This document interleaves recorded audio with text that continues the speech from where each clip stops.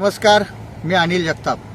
आज आपल्यासमोर येण्याचं प्रमुख कारण आहे चालू वर्षाच्या पीक विम्याची नुकसान भरपाई शेतकरी बांधवांना कधी मिळेल याविषयी सातत्याने विचारणा होत असून त्याविषयी माहिती द्यावी याच्यासाठी मी आपल्यासमोर आलेलो आहे।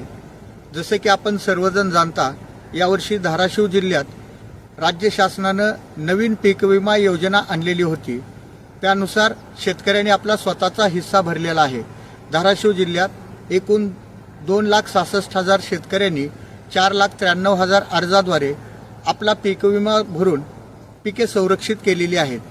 त्याच्यासाठी ICICI लोंबार्ड नावाची जी धाराशिव जिल्ह्यासाठी कंपनी आहे, त्या कंपनीला शेतकरी, केंद्र शासन आणि राज्य शासनाचा हिस्सा मिळून 130 कोटी रुपये गेलेले आहेत। नवीन पीक विमा योजनेनुसार पेरणीपासून कापणीपर्यंत आता राज्य शासनाने 4ही ट्रिगरमधले 3 ट्रिगर बंद केले असून केवळ पीक कापणी प्रयोगाच्या आधारेच यावर्षी नुकसान भरपाई दिली जाणार आहे।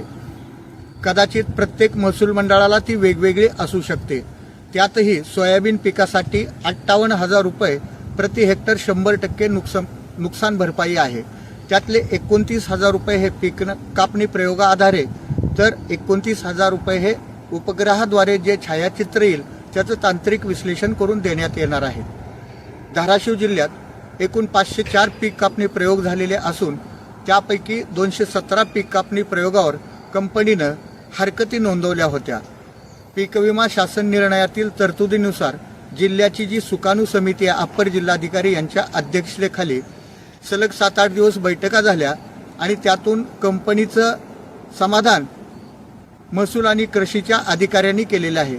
कंपनीनं प्रामुख्यानं पीक कापणी प्रयोगाच्या अगोदर 7 दिवस पूर्वसूचना न देणे, त्याचबरोबर जो प्लॉट पीक कापणी प्रयोगासाठी निवडला होता तो तांत्रिकदृष्ट्या योग्य नव्हता, अशी बारीक सारीक तांत्रिक कारणं देऊन ते ऑब्जेक्शन घेतलेलं होतं। मात्र सर्व ऑब्जेक्शन आता निघून गेलेलं आहे।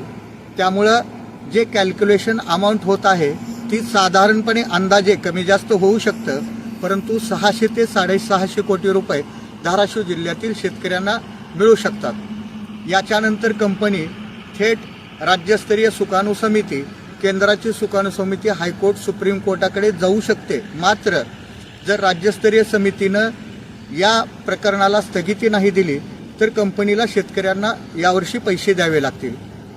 नियमानुसार सर्व माहिती कंपनीला दिल्यानंतर आणि पहिला हप्ता राज्य शासनाकडून कंपनीला वर्ग झाल्यानंतर 2 आठवड्याच्या आत कंपनीनं शेतकऱ्यांना पैसे देणं बंधनकारक आहे।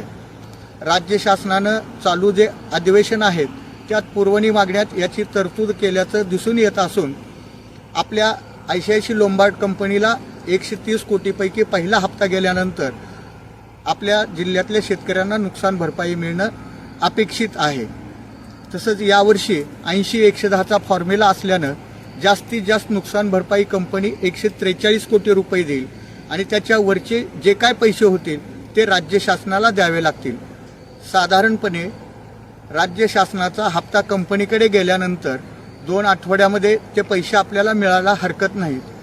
कदाचित 1 महिन्याच्या कालखंडात ते पैसे शेतकरी बांधवांच्या खात्यावरती वर्ग होतील।